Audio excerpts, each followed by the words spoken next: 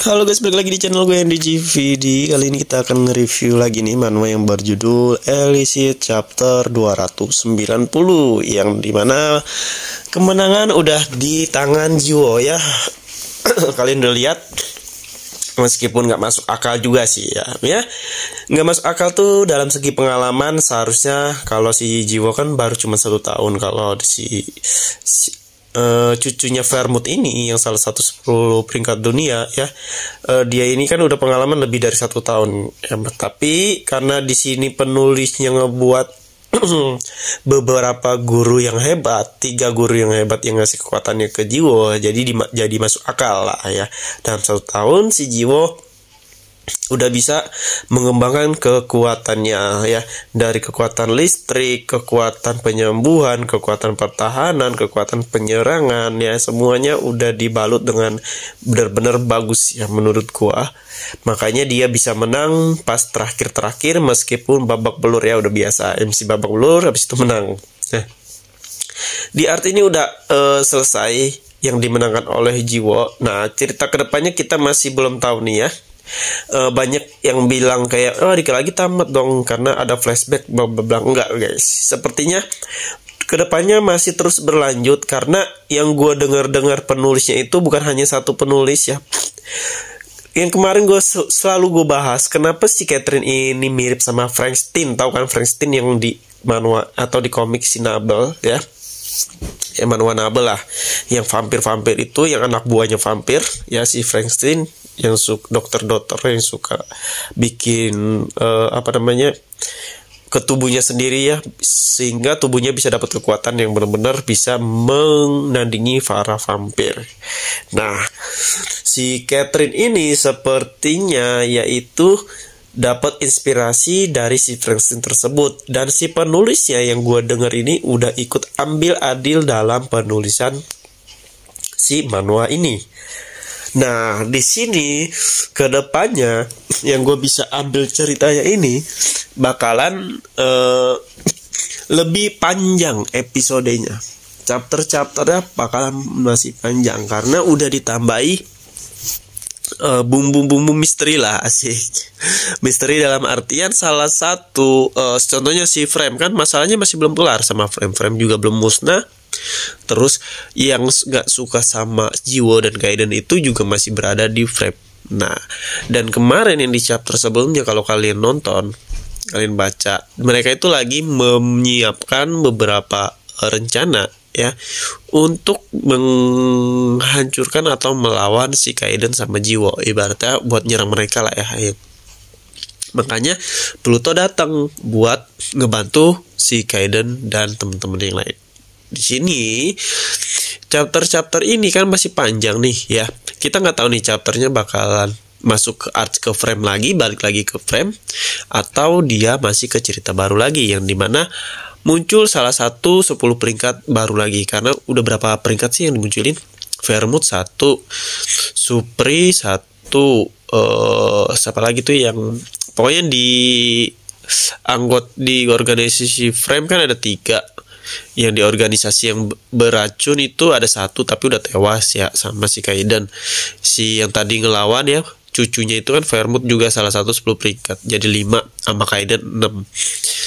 Nah, berarti sisa 5 lagi sih, sisa 5 kalau menurut gue ya, antara sisa 5 10 peringkat lah yang belum diketahui ini. Dan menurut gue ceritanya juga makin bagus nanti ke depan kayaknya. Apalagi musuh-musuh yang nyerang Gaiden di chapter awal tuh belum tahu nih siapa ini ya. Apakah dari peringkat pertama, kedua, atau ketiga, atau keempat, masih simpang siur. Makanya kalian harus tetap tontonin terus, baca manhwanya ya. Nah, jadi di sini Jiwo udah mengenal kekuatannya sendiri. Lucu ya, kocak di chapter sebelumnya. Kalau kalian lihat pas menang, si Jiwo bisa-bisanya ya, salah 3 guru ini jadi kocak, kayak gandeng-gandeng tangan kocak. Sampai Vermouth aja geleng-geleng kali ngeliat mereka nih. Kayaknya misi bertiga ini bukan lagi jadi yang terkuat nih, tapi ngebuat muridnya ini, si Jiwo ini menjadi yang terkuat lah ya, buat ngejek semua awakin ya yang ada di dunia. kalau kita lihat apalagi Vermouth bilang jadi begini cara si Kaiden menunjukkan kekuatan ke dunia. Nah, berarti itu udah ada kayak tanda tanya. Berarti siapa tahu mereka beranggapan ya, bukan lagi Kaiden yang suka nyerang-nyerang seperti dulu kayak suka duel sama peringkat A, peringkat 1, 2, 3, 4, 5, 6. Tapi sekarang kayaknya Kaiden bakal berbalik arah, lebih masih menantang dia, tapi kayak lebih mentingin tuh Jiwo biar kuat ya, dan bawa nama besar Kaidennya buat ngelawan seluruh awaken yang ada di dunia biar dia bisa jadi peringkat 1. Nah, sepertinya seperti itu sih ya pikiran si Vermouth sama pikiran orang-orang nih. Kenapa Kaiden malah punya murid ya? Sepertinya si Kaiden pengen banget muridnya ini bisa ngajar semua awaken yang ada di dunia. Nah, dia juga mau, tapi kalau orang tanggapannya begitu guys. Apalagi udah ada Pluto, udah ada Catherine, sekarang udah serumah sama mereka ya. Gimana nggak ketar-ketir awaken yang di dunia ya. Cuman tetap aja ada kekuatan yang lebih kuat dari mereka bertiga sih, yaitu yang peringkat 1, kedua, ketiga, keempat, kelima yang belum benar-benar keluar. Sebenarnya 10 peringkat ini kalau bergabung melawan Kaiden dan teman-temannya pasti menang 10 peringkat sih menurut gue. Tapi karena di sini jalan ceritanya setiap peringkat itu sama-sama musuhan, sama-sama bukan musuhan sih, dalam artian mereka tuh lebih bertarung, gak gila bertarung sih ya, mau bertarung tapi ada keuntungannya. Contohnya Kaiden tuh emang orangnya gila bertarung, tapi bodo amat ya mau ada untung atau enggak, yang penting dia mau update kekuatannya lah. Beda cerita sama si 10 peringkat lainnya yang ada di dunia. Mereka tuh lebih menjaga harga diri mereka. Mereka lebih menjaga biar organisasi mereka makin besar ya. Kayak kekuasaan lah ya. Jadi di sini pun kita diperlihatkan perbedaan antara Kaiden sama si